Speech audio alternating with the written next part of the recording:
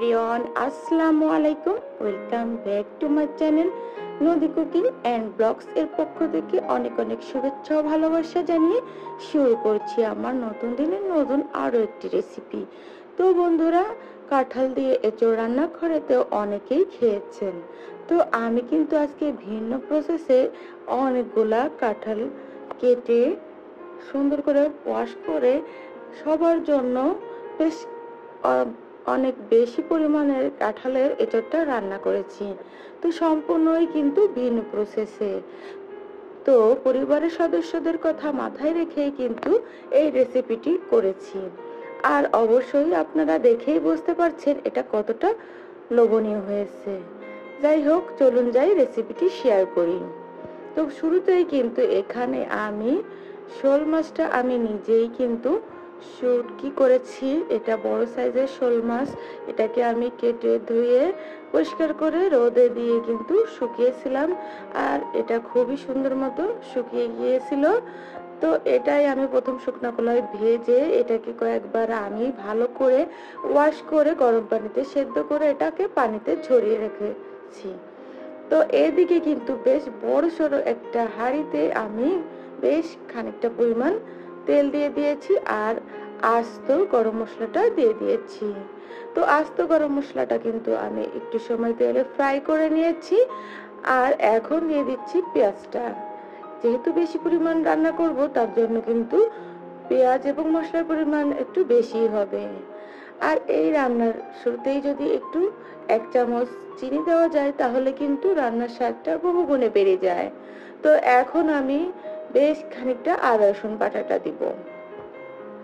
তো ভিডিওর এই পর্যায়ে যে সকল বন্ধুরা ভিডিওটি দেখতে শুরু করে দিয়েছেন, তো প্লিজ ভিডিও শুরুতে একটা লাইক দিতে কিন্তু কেউ একদমই ভুল করবেন না। আর যারা এই কাজটি করে দিয়েছেন তাদেরকে অসংখ্য ধন্যবাদ।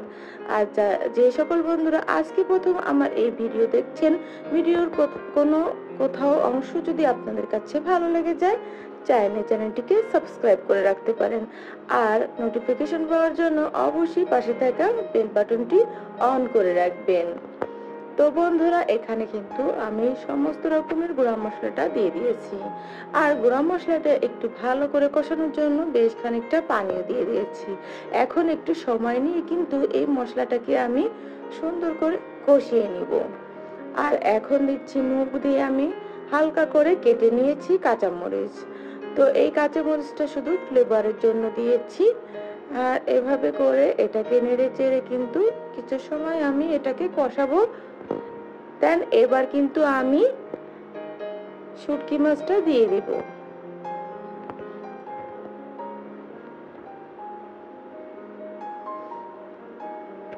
শুটকি মাছ যেহেতু আমি নিজেই প্রসেসিং করেছি, এতে কিন্তু কোনো রকমের বাজে ফ্লেভার নাই। তো যাই হোক, মাছটাকে কষানোর জন্য কিন্তু আমি আরো একটু পানি দিয়ে দিয়েছি, আর এটাকে চাপা দিয়ে সুন্দর করে কষিয়ে নিয়েছি। আর এই পর্যায়ে কিন্তু খুবই সুন্দর একটি ফ্লেভার আসছে।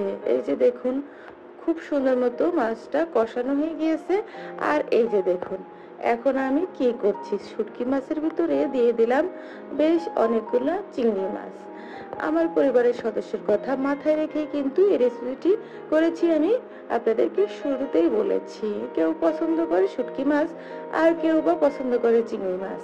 তার জন্য আমি দুটি মাছ দিয়ে কিন্তু এই রান্নাটি করব। তো যেভাবেই করি না কেন, রান্নাটা কিন্তু ভীষণ মজাদার হয়েছিল।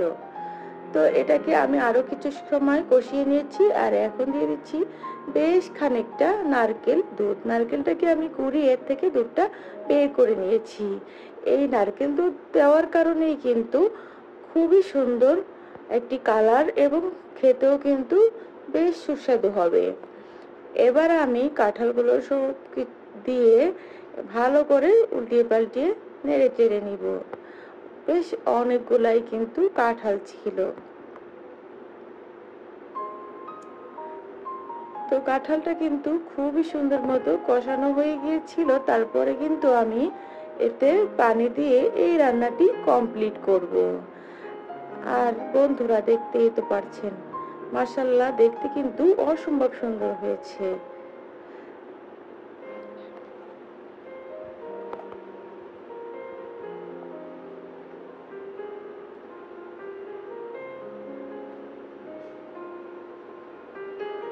তো বন্ধুরা, রান্নাটা কমপ্লিট হয়ে গিয়েছে। আমি কিছুটা সার্ভ করে দেখিয়ে দিচ্ছি। দেখুন তো কতটা লোভনীয় হয়েছে। এখন দেখতে কিন্তু অনেক বেশি সুন্দর লাগছে, আর দেখেই কিন্তু খেতেও মন চাচ্ছে। তো আমার মতো যারা কাঁঠালের এঁচড় খেতে পছন্দ করেন, অবশ্যই এভাবে একবার রান্না করে দেখবেন। তো ভীষণ মজাদার হয়। কোনো রকমের স্মেল বা যে শুটকি মাছের যে স্মেল, এটা থাকবে না। এটা খেতে অসম্ভব অসম্ভব সুন্দর হয়েছিল। আর দেখেছেন কতটা মাখো মাখো, রসালো, আর খেতে কিন্তু দুর্দান্তই ছিল। তো এটা কিন্তু আমি সবার সঙ্গে শেয়ার করেছি। তো বন্ধুরা, রেসিপিটাও আপনারা কিন্তু সবার সঙ্গে শেয়ার করবেন। দেখবেন সবাই আপনার এই রেসিপি পেয়ে অনেক বেশি খুশি হয়ে যাবে। তো এই বছরে এখনো যদি কেউ কাঁঠালের এঁচড়টি না বানিয়ে থাকেন, তো অবশ্যই আমার এই ভিডিও দেখে একবার হলেও ট্রাই করবেন। তো কাঁঠালের এঁচড়ের রেসিপিটি আপনাদের কাছে কেমন লাগলো অবশ্যই কমেন্টসে জানিয়ে দিবেন।